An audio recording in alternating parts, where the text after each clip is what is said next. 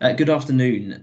So this is a really short video on what fingertips data you can use for the Quality Improvement Scheme project.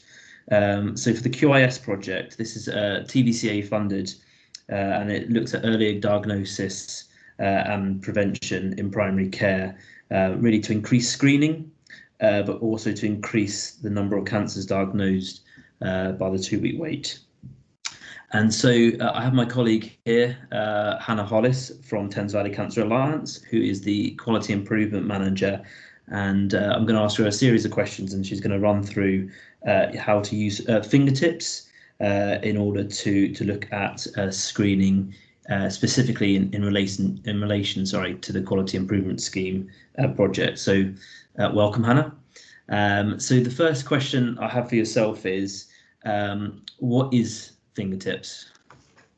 So Fingertips is a website that's completed by Public Health England, and it's publicly available data. So it's got the latest publicly available data on a whole variety of different elements, one of which is cancer. So each GP practice, PCN and CCG have their own cancer profile on Fingertips, which is what we're going to show you today. Okay, thank you very much. Okay, so the second question is, how do you actually access fingertips in the first place?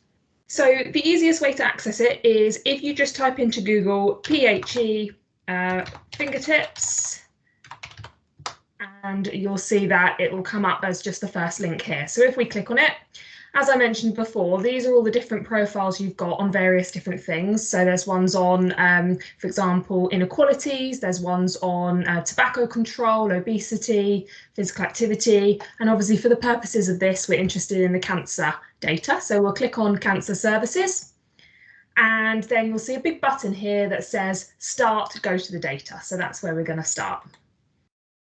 Brilliant, thank you.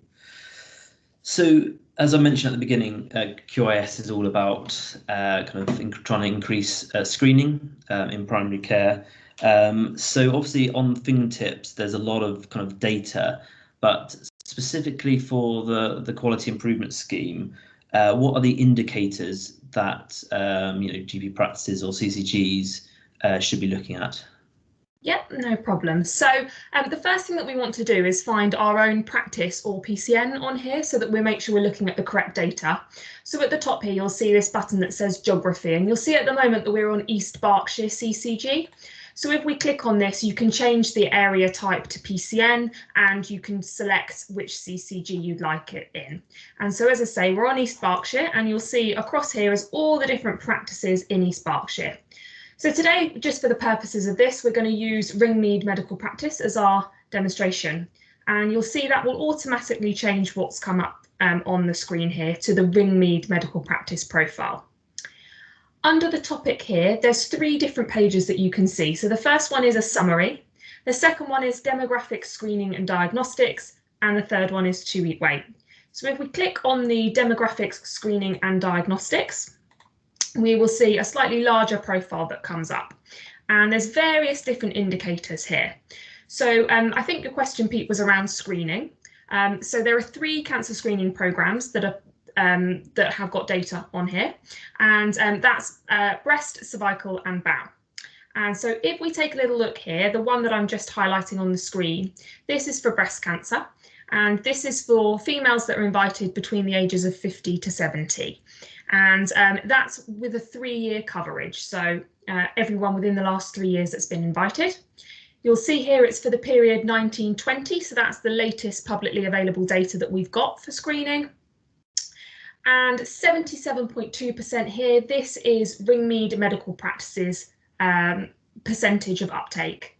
And what you'll see next to it is another value. Now this value here is the CCG average, and then moving along one more is the England average. Now, there are 2 different indicators for breast. So there's the first one here, which is the coverage, and then there's something here called the uptake. And this looks at the percentage of patients that have gone for their screening within 6 months of their invitation. Then next, we've got cervical screening. And cervical screening on here, you'll see there's a couple of different indicators. Now, Because of the difference in age range and when people are called for it, there's one indicator for 25 to 49. So these are the people that are called every 3 years. And then there's a separate indicator for people between the ages of 50 to 64 because they're called every 5 years. And again, it's exactly the same thing where the data is for 1920. You'll see the practice uptake data here, and then you'll see the CCG average and the England average. There is also a combined field here, but as you can see, it says retired after 2019-20. So although there's some data on there at the moment, moving forward, it will be split between these two different indicators. And then lastly, we've got the bowel cancer screening on this tab. And so this is specifically for the bowel cancer screening program where patients are sent a FIT test in the post, and it starts at the age of 60 and it runs up to 74, and they're invited every 2 years. And again, it's the same sort of thing where you'll see they'll have the percentage here. So for example, that Ringmead, 65.7% of their patients that are sent the bowel screening kit complete it, which is higher than the CCG and England average, which is good to see.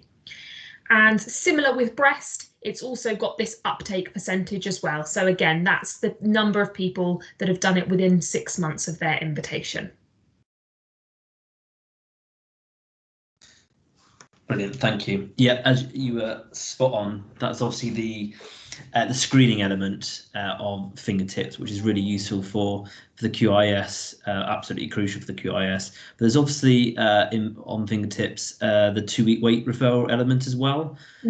So I was wondering if you could finally just talk through, I suppose how they can access that kind of 2-week wait data where that is on fingertips, and what indicators for the QIS that they should be looking for. Definitely. So you may remember at the beginning I mentioned there's the different tabs at the top. So we need to just change this onto the one that says 2-week wait referrals. And when we click on that, it will come up with the profile. And again, it's very similar to the one on the previous page where it will show the percentage for the practice, and then it'll have the CCG data and then the England data. And there's a couple of different indicators which I feel would be most useful. So the first one here is something called a conversion rate. So this is all of your 2-week wait referrals that have gone through. What percentage of them were cancer? So for this practice, 5.5% of their 2-week wait referrals turned out to be a cancer diagnosis. And the second indicator that might be useful is the one just underneath, which is called detection rate. And this looks at all of the new cancer cases that were diagnosed in a year and how many were diagnosed, what percentage were diagnosed via the 2-week wait referral route. And again, you'll see similar sort of thing. It gives your percentage here and then compares it against CCG and England. Now, these are for the 1 year, so you'll see it's for the year 2019-20. If you look slightly further down on here, you will also see the same data over a 5-year period. We do tend to see that sometimes conversion and detection data can be skewed a little bit if it's quite low figures, and that does depend on the size of the practice. So sometimes it may be more reliable to take a look at the 5-year trending data. The other things that you can do on here is you can actually get trending graphs up. So if you have a little click on one of the indicators you're interested in, so for example, let's click on conversion rates here. You will see it compares it against all the different practices in the CCG. And at the top here, we can click trends, and it will bring up a trend graph for us to show what the trends have been specifically for this practice. There are many other things that you can do on this fingertips profile, so I would encourage people to have a look and play around and just see what other elements might be useful for them. But I think they're the main indicators that I would recommend somebody taking a look at. Okay, brilliant. Thank you very much, Hannah. That was really useful. And just to say, if anyone has any queries after that or anything else to do with QIS, then at the retirement recording, the email address to use would be the TVCA Thames Valley account, the Cancer Alliance main account, which is england.tvcaadmin@nhs.net, all one word. Thank you very much, Hannah, and I hope everyone listening that was useful. Thank you. Thank you.